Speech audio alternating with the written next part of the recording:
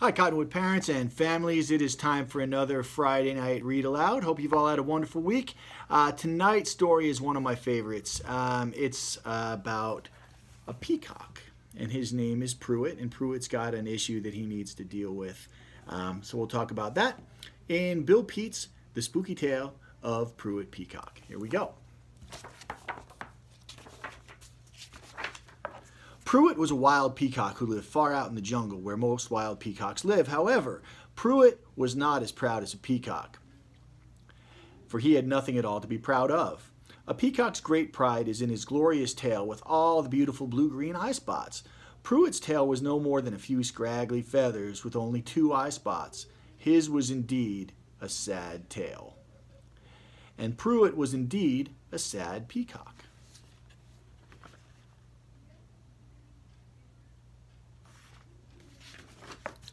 Phineas was the proudest of the peacocks, but then he had the most fanciful tail with many more beautiful eye spots than the others. So he was naturally the leader of the flock. Wherever they went, Phineas always strutted proudly at the head of the procession with his tail fanned out in full glory.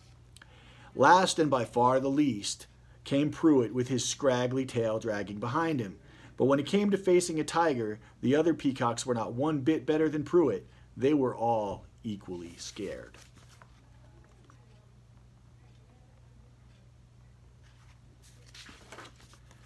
Fortunately, the peacocks had only one tiger to worry about, and that was Travis, a scrawny, toothless old fellow. Other tigers had better things to do than chase peacocks and end up with a mouthful of feathers, but toothless old Travis could no longer afford to be choosy. He was down to such small game as toads and tadpoles. To him, a peacock would be a fancy feast if he could ever catch one. For such an old cat, he was pretty spry and ever so sly, so the peacocks always kept an eye cocked for old Travis. The second he made his leap, they took off like a shot to go fluttering into a treetop. It was always a close call.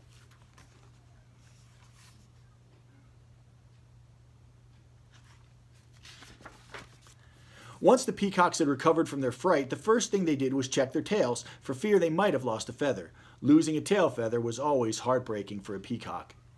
Prewitt's scraggly nothing of a tail was something he would never need to worry about, at least so he thought. But then Prewitt was in for a surprise.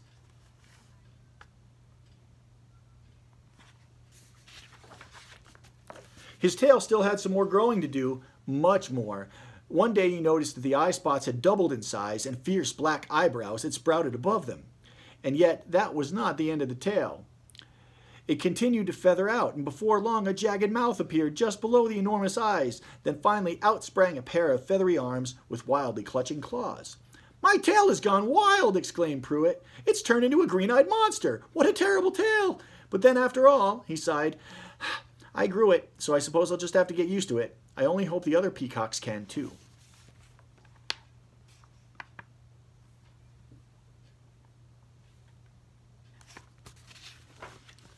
The other peacocks paid so little attention to Prewitt that a week had passed before they discovered that his tail had gone wild. When they did, it hit them all at once. They let go with such terrified shrieks that they could be heard all the way to Mandalay. It took 10 minutes for Phineas to settle them down, and then, in a fury, he turned to Prewitt.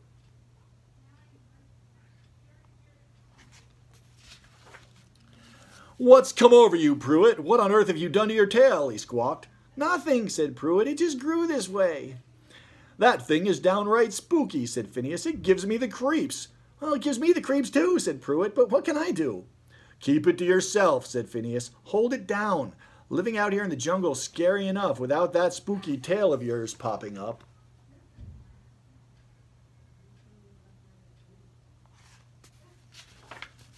Keeping his tail down was no problem for Prewitt. Since he was not the least bit proud, letting his tail drag the ground had been a long-time habit, but this was entirely a different tail, and not one bit droopy. It was springy. One afternoon, to Prewitt's surprise, up it sprang, and there was Phineas, and Phineas was furious.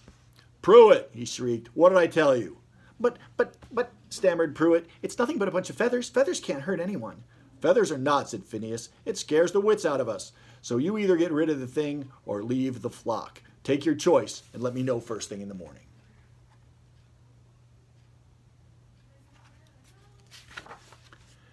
When Prewitt settled down to roost for the night in a treetop, his head was in a whirl. As awful as it is, he thought, my new tail's better than no tail at all, yet if I keep it up, I must leave the flock and go wandering off all alone. Either way would be sad, so I'd better sleep on it and decide in the morning. As Prewitt slept, he dreamed a weird dream. Out of a swirling mist came a teary-eyed elephant with no trunk, then a sad, long-faced giraffe with no neck, followed by a sheepish-looking camel with no humps, and finally a pitiful peacock with no tail. It was Prewitt, and close behind were the other peacocks, all laughing at him. As the laughter exploded into wild cackling, the tailless peacock suddenly turned into a lizard and slithered under a rock. It's kind of sad.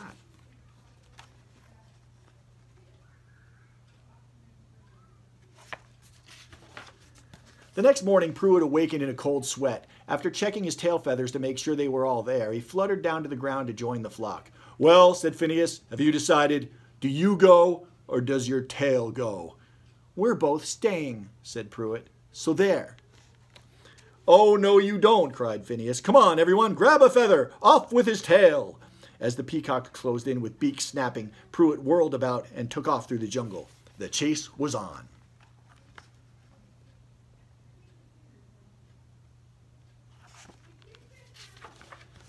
The peacocks were very poor flyers, so it was more of a fluttering, hopping, running chase. And although Prewitt was a bit smaller with shorter legs, he was a bit quicker. By zigzagging in and out through the trees and darting under bushes and ferns, Prewitt managed to dodge his pursuers. But try as he might, he couldn't shake them. The peacocks kept right on his tail. Finally, in desperation, he headed for an open field.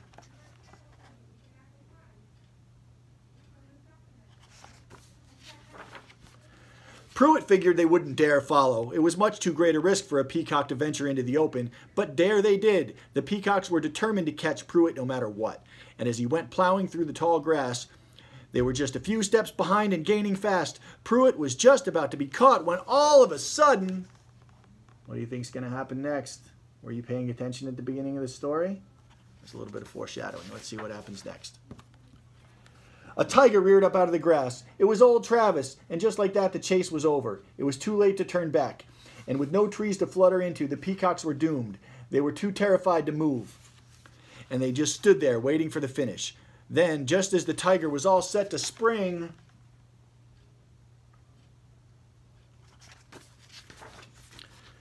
he let out a yowl of terror. Then in a panic, old Travis went leaping and bounding away to disappear in the distance. The peacocks were left stunned and bewildered. What would ever frighten a tiger, they wondered as they looked frantically about. Then all at once, there it was, Prewitt's spooky tail. When Prewitt caught sight of the tiger, the tail sprang straight up in all of its horror. There was no doubt but that Prewitt's tail had saved the day.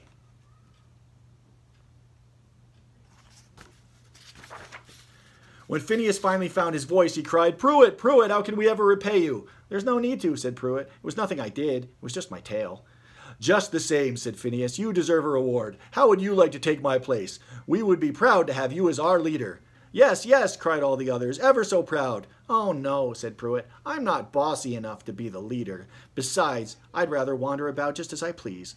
Well then, would you mind if we tag along? Asked Phineas, just to keep you company. I don't mind at all, said Prewitt. Tag along if you like.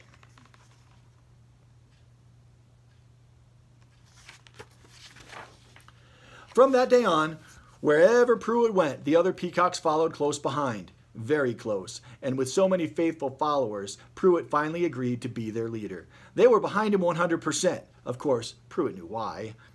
But just the same, he couldn't help being proud, and now, at last, Prewitt was truly as proud as a peacock. And that's the story. I love the message of this story. Even if there's something a little bit different about you, whether you're a peacock with a spooky tail or an elephant with no trunk or a giraffe with no neck, you're still awesome just the way you are. Everybody have a great weekend. And remember, as always, it's not just school, it's Cottonwood.